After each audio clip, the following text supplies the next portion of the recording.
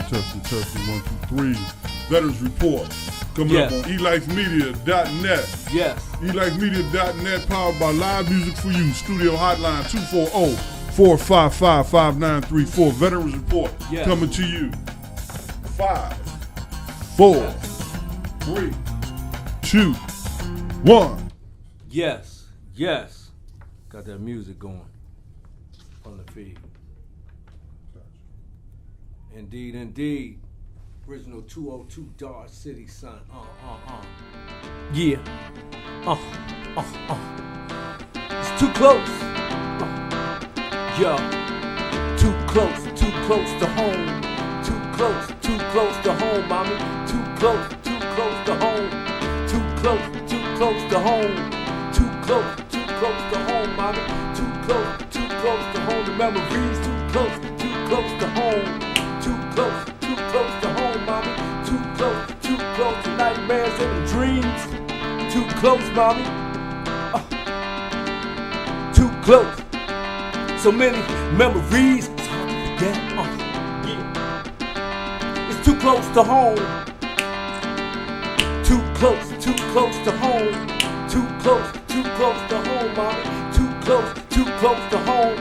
Too close to home. Too close to home, homie. Too close to home. The memories too close to home. Too close to home, mommy. Too close to nightmares and dreams. Yeah, it's original 202 Dodge City, son. It's the Veterans Report with your host, Dodge Citizen. On my left, the esteemed, the combat veteran, the combat leader, Staff Sergeant Milton Agers, medically retired United States Army, two-time downrange deployee in Iraq. Went the first time with me. When I came back, the wheels fell off of this vehicle here. I couldn't do it anymore. But this young man, like so many other brothers and sisters, we got a phone call coming. Let me see what's popping. Hold on for a moment off the intro. Too close to home now. Too close to home. Too close to home, mommy. Too close to home. Too close. Nightmares in them dreams. Too close to home. Too close to home, mommy. Too close to home. Too close to home. Too close to home. The memories. Yeah. Original 202 Dodge City, son, here in the building. E-Life Media, the Veterans Report. Citizen Dodge at Twitter. My man Roland Grimes on my right. Sure. He does a very compelling show that deals with issues that resonate within the community and worldwide, starting with the P-Funk. Monday nights from 7 to 8 p.m. My man Big Roland Grimes. I don't know if the camera shot is going to catch him up here, but a celebrity is in the building handling that engineering today. Much respect, much love, big brother. Yes, indeed. And again, let me go back. I kind of got cut off with my dear friend and brother here, Brother Milton Agers, Staff Sergeant, United States Army, retired, medically retired from combat wounded afflictions, service connected, on the combat objective. Always a pleasure to have my dear brother in the building. Can we up the music again? Always a pleasure to be here. Give y'all a few verses off this. This is a song right here. My production team. I can't hear that well. Can anything I can do to bring it up? Yeah, Too Close to Home. Song right here off the Service Connected album project. My production team working on this track right now. I'm actively writing it. This is the chorus right here. Too close to home. Too close to home, mommy. Too close to home. Memories too close to home. Too close to home, mommy. The nightmares in them dreams too close to home. Too close to home. Now, lick the shots just to see the guns pop. He love that action on the grind till he seen his peers drop. Too many battlefield memorials, he watched the tears drop. One by one they went away, leaving empty cards and letters that they wrote that they hadn't finished yet, and dreams that they shared that he can't forget. Sometimes he gotta isolate to collect himself. Sometimes he gotta walk away because his face is wet. Yo, at the combat memorial, salute the fallen warriors, retrospectives of their past illustrated through. He said, hey LT, it's getting rough for me. I'm having dreams about the war and what it did to me. I can't sleep at night, I'm always ready to fight. Ain't got no job, and man, it's hard, I'm about to lose my wife. She say I toss and turn and yell and scream in my sleep. And when I fix her face and smile, sometimes I frown this deep. Hold on. You know why? It's too close to home. Too close to home. Too close to home, mommy. Too close to home. The memories too close to home. Too close to home. Too close. Nightmares in them dreams. It's too close to home. Yeah. Again, we're bringing you in with the hook from the. There we go. That's a stop. Maybe that's a message. Okay. Well, listen. Let me bring it down a little bit again.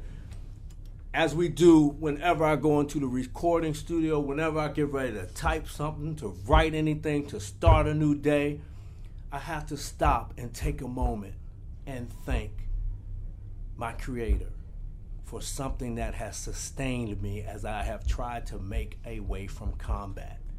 Everybody has their own way of dealing with things. For me, it has been the ability to ideate, to write, to create, to make music, to listen to music, and to be inspired by the energy that comes from music, writing, and expression. And I usually say it in this quick way. I say we thank Almighty God for gifted expression and the creative process. And with that, we begin the Veterans Report with your host, Dodge Citizen. I mentioned before, while the clutter of music was going on, my dear friend, combat veteran.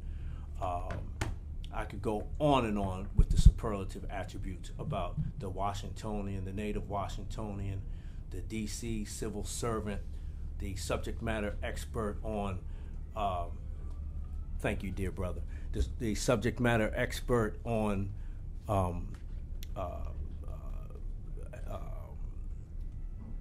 handguns and things that have to do with the use of handguns in crime situations in our city. Subject matter expert, the transportation leader, combat leader, non-commissioned officer who served with me in some of the worst places in the Sunni Triangle, in Muhammadiyah, in Baghdad, at Baghdad International Airport. This gentleman right here was part of a critical team that relocated the U.S. Forces Hospital, which at the time we arrived on the combat objective in the bloody corridors of Iraq in the April time frame, the June time frame of 2003. That hospital was in airtight tents and located in the desert. It was relocated by this gentleman and a team of about, would you hazard, was it 12 people? 12 to 15. 12 to 15 people that was one of a squad from my platoon, the 3rd platoon. I'm sorry, when I say my, I don't say it in a selfish way, but I mean the platoon that I was the platoon leader of the historic 547 Light Medium Transportation Company, the 3rd platoon, with this gentleman under the leadership of, is it Sergeant First Class Steve Lilly? Roger. And they were detached to take on this very critical mission because, as you know, U.S. forces and allied forces were getting maimed and hurt at a rapid rate on a daily basis and being medevaced to be sustained medically at that location, but it could not stay in the desert. So when the time came, when the call came down, when the fragmentation or frago came down, and we got the warning order that personnel and equipment would be needed to undertake this very critical task, Staff Sergeant Milton Agers and his airtight team of band of brothers and sisters detached with their 5-ton cargo vehicles and went down to handle this mission. And many times it was 12 hours a day, 16 hours a day, night missions, interfacing with local nationals, doing the hard work that had to be done so that our medical professionals and our casualties of war could be in the most optimum situation for sustained activities and wellness activities. Again, I salute my dear friend and brother. He's been just an incredible personal friend to me, as we have both wrestled with the demons of PTSD since the time of our respective separations from service. We have both been medically retired, but within different time frames. And he's been a dear friend of mine, someone that I can make that call in the morning, 6 o'clock in the morning, 9 o'clock in the evening, 11 o'clock in the evening, and say, hey, brother, I need somebody to talk to. I'm feeling a certain kind of way, and I don't feel good about the way some of my thoughts. He is a trusted friend that I can make that telephone call to. And last night, if you watch this, the presidential nominees talking on the Intrepid about talking to veterans and talking about veterans, one of the trending topics, and it is a woeful statistic, is that 20 veterans a day commit suicide. Horrible. Many of us have been a witness to the horrors of combat. Many of us have had to bid our friends farewell when we wish we could have said it in person. Many of us come home and wrestle with the memories from our time at the tip of the spear on the bloody combat objective. Many of us wrestle with the seeming, I want to say this in a very respectful way, but many of us went downrange to combat with our loved ones, and we built a family, and we said we're not really fighting. We're fighting for one another more so than we are engaging in the political game. But when we did come back and undertake a reflective analysis and look at history and look at the decisions of some of our leaders under the light of retrospection, many of us came home and were deeply conflicted about the who, what, when, where, why, and how we went to war for. You know, so, and that is also a part of PTSD. But I just want to again say to my dear friend, I love you, I respect you, and I thank Almighty God for our brotherhood and friendship, both professionally and personally. And it's been my great honor to observe you from the time I met you, from the time we prepared to go to combat, from the time we went to combat, and in these days, months, weeks, years after combat. Clearly, where you've often mentioned that your dad, who has passed along, who was a Ranger, was he airborne? Was airborne? 82nd Airborne. 82nd Airborne. Was he a Ranger? He was a Ranger. Not many black Rangers. Not many Rangers at all. Shout out to the Rangers, you know. But his dad was one. He speaks often of it. Could you say your father's name, please? Charles Ager Sr. Charles Ager Sr., much respect. But as a friend, I've heard so many stories about his dad, and just I just want to say that I know your dad is up there with that parachute, man. Very, very, very proud of the sterling gentleman and well-made man that you have evolved into. And I've been blessed to witness that. And I don't take, as you know, I don't take friendship lightly. I don't believe in coincidences. I don't always delve into my personal stuff, but I'm a guy that was a product of foster care. I spent my first 3 years in St. Anne's Infant Maternity Home in Hyattsville, Maryland, right on the border with D.C. So I'm not a person that has, you know, they say blood is thicker than water. And even though I have children now, I have 2 kids, I spent most of my life not subscribing to that because I never had blood. I just had the the friendships that God has blessed me with, and so I don't take it for granted. And I appreciate you. And then on my right, my dear brother here, I haven't interfaced with him personally a lot, but we operate out of the same media platform. He is a distinguished personality on the eLife media platform. His name is Roland Grimes.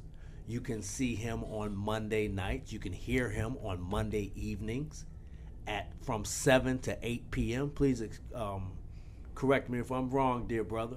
Brother, not only are you right, but I want to tell you thank you. Yes, indeed. For being a part of the eLife Media Network and beyond. It's much respect. I enjoy the heaven out of your shows, man. I appreciate you, sir. I had the opportunity to spend an inordinate amount of time with some veterans in a program earlier this year through a group called Concerned Black Men, trying to help the veterans get back to work. Roger that. And I was humbled.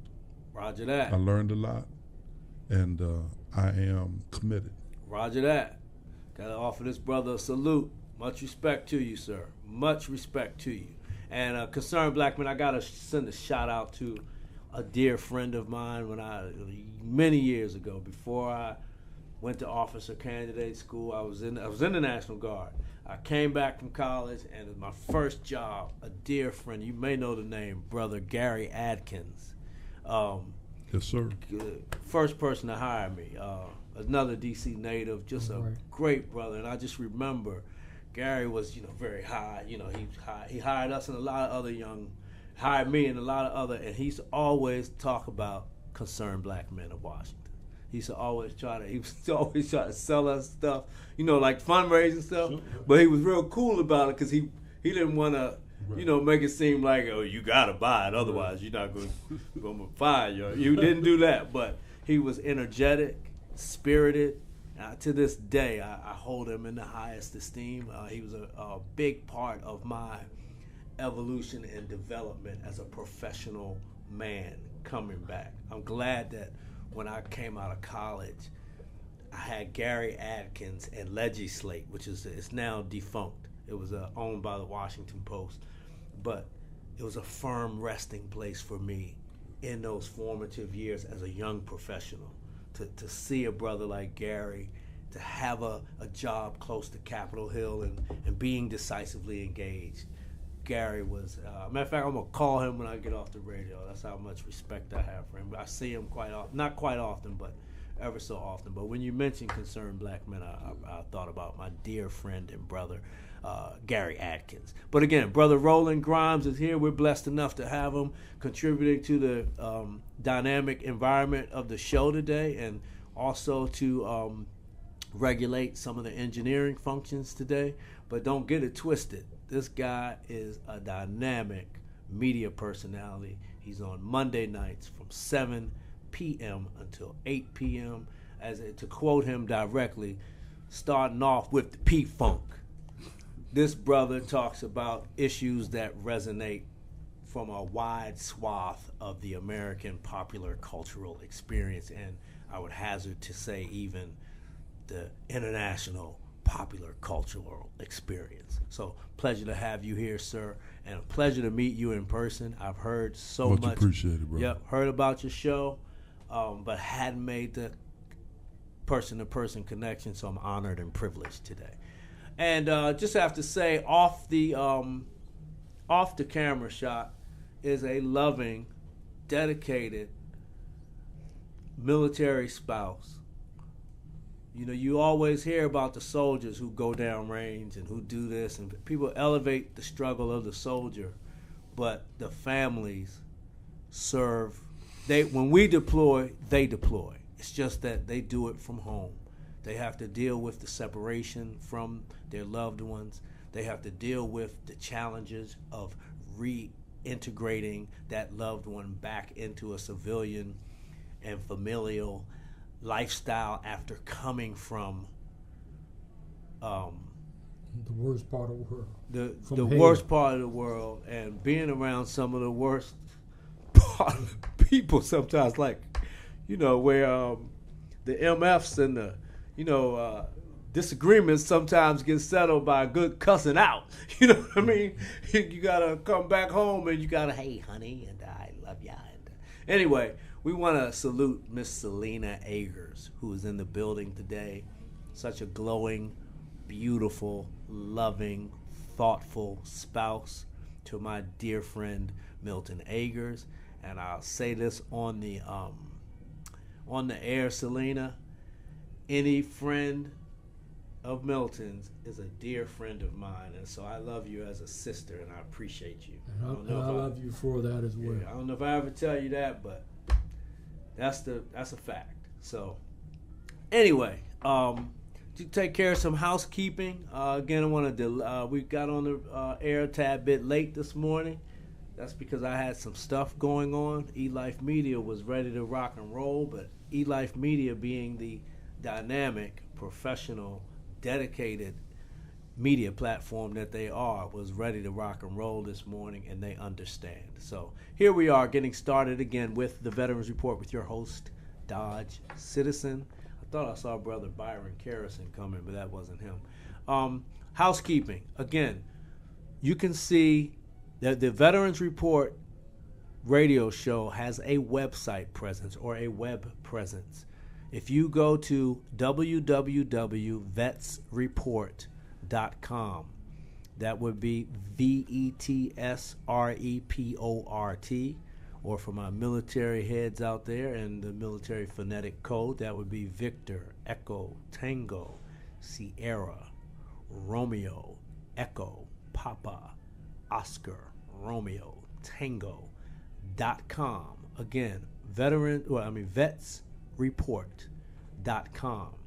If you go to that website, it talks about us. It has, I believe that if my technical team is on point, you can live stream the show directly from that website on your telephone, on your computer. It talks at length about some of the background about Brother Milton Agers or about myself. And matter of fact, since Brother Roland Grimes has been on the show now, I got to hit him up for his bio so I can put him on our website so you can learn more about him as well and his show times. But anyway, the vetsreport.com is where you should go to learn more about the what we do, this platform, our passion for veterans, and it'll also go on the show. I don't think I say this enough, but when you see the veterans advocacy efforts of Dodge Citizen, I like to always say, and Milton can back me up on that, when we went to combat in 2003, 2004, we took, I want to say 100. You think we took 100 people, 100, 120? I can't remember the exact number. It was 160. Well, 160. Okay, so we went to war, and the interesting thing about the National Guard, as many people know out there, is the National Guard is based on the concept that this country's militia was actually founded on, the citizen soldier. Correct? Right. If I'm wrong, the citizen. So the idea of the citizen who takes up arms and organizes to combat a threat to the nation or the citizenship, correct? Right. Okay, and this is because back then they didn't have a Department of Defense, or they may have a department, they didn't have a Pentagon, and so if they had a threat, everybody would get together. So I say this to say the National Guard, as opposed to, say, the regular Army, is going to have a higher propensity of having older, quote, regular citizen soldiers. When you go to active duty, your full-time job every day, what you do is be in the Army. But the National Guard is full of police officers, civil servants, cooks, chefs, metro bus operators. What else, guys? Am I leaving anybody out? Truck drivers, school teachers, nurses, school teachers, IT professionals.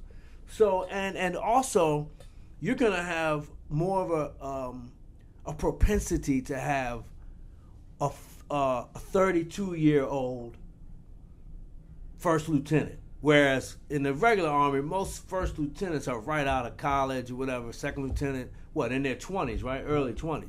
So you might have the first lieutenant that's in his 30s, or the master sergeant that is in his 40s.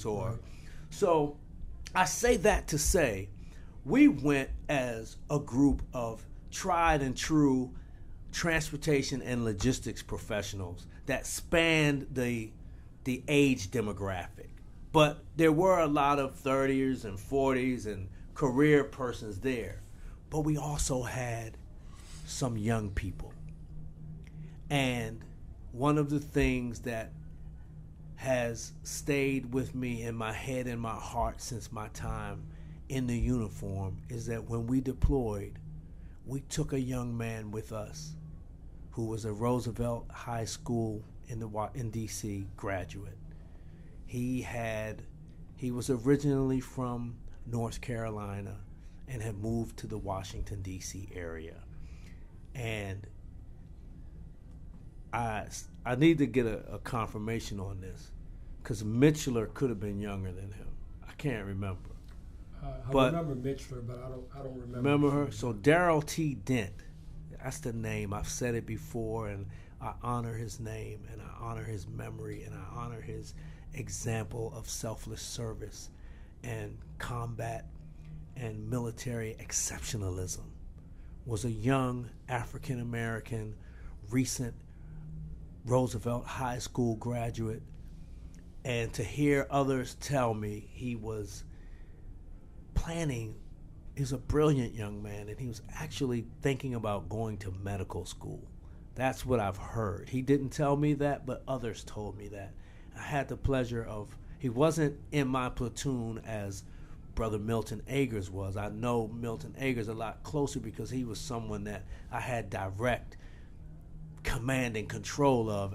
You had to get out of trouble on. Yeah, no. But I knew him, because we went everywhere together as a platoon. So Darrell T. Dent had another platoon leader, had a squad leader that was separate from my organic chain, in my chain of command, but not my organic platoon level chain of command. So I didn't know him the way I would know a soldier who was one of the 30-something that were in the 3rd platoon under the leadership of myself.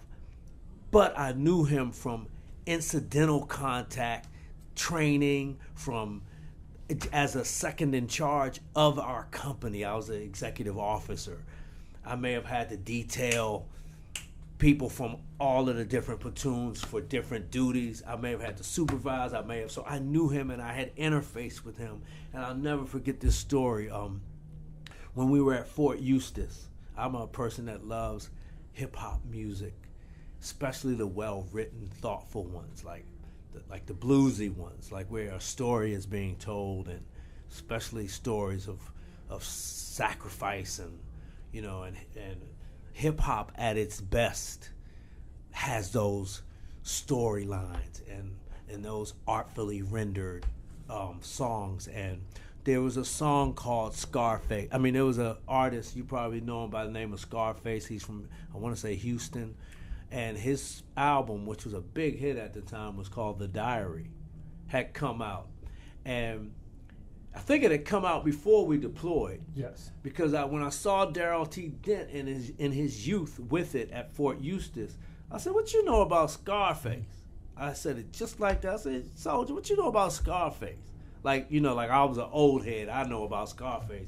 I expect you to know about I don't know who was hot at the time, Bone Thug. I don't know. And he said, "LT, man, I know some things." He said something like that. He respectfully quipped or responded to me, yeah, and then he got into it. He's like, and this is my favorite song, and I like the way, and I'm a writer now, and I connected with this young man because I don't know if you remember that song, "Seen a Man Die." He greets his father with his hands up, dun, dun, dun. Remember that "Seen a Man Die"? Anyway, I was almost ashamed that I liked Scarface. Yeah, that album. But at any rate, I'm kind of getting off the plantation. Let me bring it back in. One of the things I told you about the National Guard, the difference, You know, you got the age stuff. It's more the traditional citizen soldier, but you got your older folks mixed in with your young people. Well, we took Darrell T. Dent with us. And Darrell T. Dent came with us. And I remember from my vantage point as a senior leader in the company, the second in command, that there were always lots of extra duties that were had to be handed out. And you can bear witness to this, dear brother. You know, the military rank structure, you got E3s, your E4s, E5s. When you get to E5, you're a non-commissioned officer. Right. But E4 and below catches all of the duties, you know. And in our situation, we had a limited number of E4s. You know, we had a limited number of NCOs. Of course, we had a limited number of officers. And so if you were E4, you got stuck on guard duty. You got stuck on kitchen patrol duty. You got stuck on fire watch. You know, if the base or if the higher element did a call out and they needed each unit to provide X amount of soldiers to participate in a battalion level duty, then the E4s like Darrell T. Dent, I think he was an E4, right? Yes, he was. He was an E3 at the time. E3. Okay, so my point is, he got picked up to do a lot of stuff. I had to send him to a lot of stuff. And when I got to Iraq, my commander, Malik Freeman, dear brother that he is, he's still leading soldiers and serving and contributing in the uniform now. And I send my salutations and respect to Malik Freeman. But Malik Freeman told me, Jones, I need you to take 15 vehicles and 30 personnel and go down to Baghdad International Airport. We just got a warning order for our company to provide tactical ground transportation, force protection, escort services for military mail operations operating out of Baghdad International Airport and delivering critical U.S. mail to the various bases where U.S. military members were serving at that time in Iraq. And I'm sure Brother Milton can assist me, but we had one run that went to Baghdad, we had one run that went to Al-Assad, we had one run that went to Fallujah, we had a run that went to Mosul, we had a run that went to Tikrit, I believe. Right. Am I leaving anything out? Sometimes we were leaving out of Dogwood. And Dogwood, which we later found out was dead in the middle of the Sunni Triangle in the Muhammadiyah area. But at any rate, so I went down there at the direction of my commander, and I set the mission up, and we executed the mission, and it was a deadly and bloody mission, where our drivers and trucks and gun truck convoys encountered enemy contact on a daily basis. It was a bloody, bloody mission. And we're not talking about the armored vehicles that they have today. No. We're talking about the city trucks that they drove down 495. Sandbags, and we did everything we could to mitigate the chances of risk for our soldiers. But one of the things that this mission was, since it was a 7-day-a-week mission, we didn't have any rest. We ran missions 7 days a week, and in the conduct of that mission, this mission was very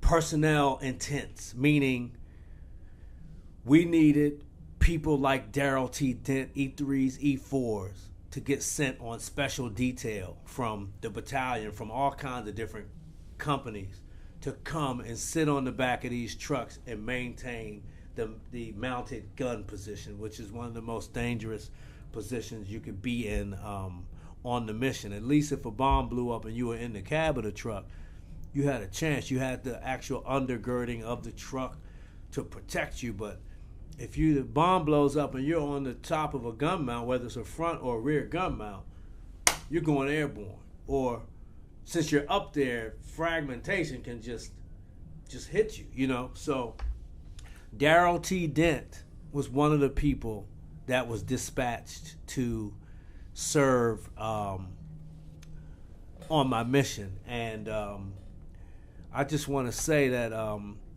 and I'm sure this dear brother can echo me, or maybe you didn't come into contact with him or not, but I am very effusive when I say that whenever I encountered, is this hot? Yeah, it's hot. Roger, yeah. Hot. Whenever I encountered Darrell T. Dent, and like I said, he did some, I mean, I'm leaving out a very ugly task that we all had to do, but again, I feel a little bit bad even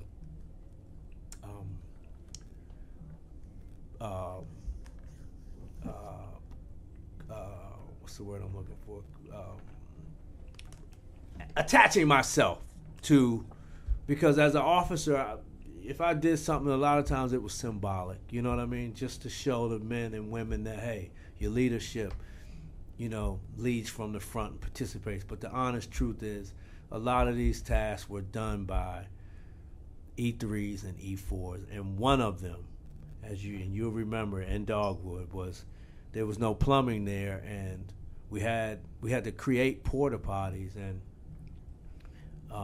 we had to dig a hole and put a trash can in it, and then build a box around that so our personnel could use the restroom, do their number ones and number twos. But as with anything, when the trash can got filled, it had to be extracted from the hole in the ground, taken to a burn pit, and burn the solid waste. Diesel and jet fuel was poured in it, and you light it up, but it didn't just burn.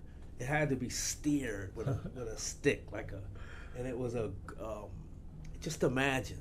And then depending on which way the wind was blowing, if you had that task, imagine you're burning JP4, what is the air? JP8. JP8, you know, you got either jet fuel if we could get it, or diesel fuel, the same stuff we put in the truck.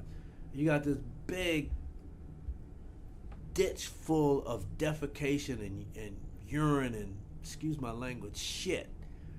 And somebody had to burn it, had to steer it and make sure that it burned evenly. And that was one of the tasks that Darrell Dent did. Guard duty, sometimes 12 hours he did. When they needed more people to come to Lieutenant Jones's deadly and bloody gun truck mission operating out of Baghdad International Airport, Darrell Dent was dispatched. And what I can tell you as a leader, and not just as a leader, but just as a fellow soldier that was in his midst and that interfaced with him and that saw him. And correct me if I'm wrong, because if I'm wrong, please let me know. No, this young man never complained, was always positive, was the consummate team player, always had a positive outlook and disposition, never complained. Which is rare in our unit. And that's what I remember. Just a tip of the spear person who represented his household and his community, his church, his family. That's what I just was talking about with you, dear brother, with, you know, your mother, she's in Connecticut? Yes. And your dad, he may have passed away, but the person that you are now represents your household with such human excellence. And that's what Darrell Dent represented when I think of him.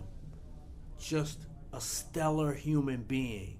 And wherever his mother, his father, his sister, anyone connected to him, they know that our household, what we've invested into this young man as far as refinement and civilization, education and training for life. He is shining that light in everything he does.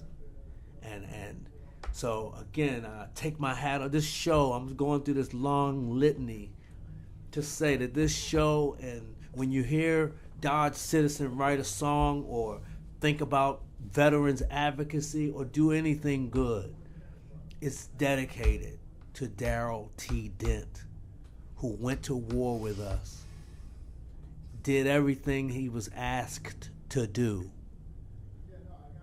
and when his time came, he was tapped on the shoulder while conducting a combat mission from Baghdad International Airport to Al-Assad.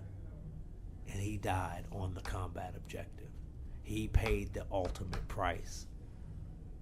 And sometimes when I look in the mirror, I see his face instead of my own. Sometimes when I'm sleeping, I see his face. You know? And as you're 30, I'm 30-something years old. You know, I've been through a lot of stuff. I'll be honest with you. When I went to war, I was thinking about taking care of my responsibility, but I was also thinking, man, I'm going to make me some money over here. I hope I make it home. You know what I mean? It was an opportunity, you know? I was 30, I was older than him, but a guy like him, he wasn't thinking about making any money. Let me tell you something, and this was related to me. I know I'm going on and on, but I have to tell you this. Another officer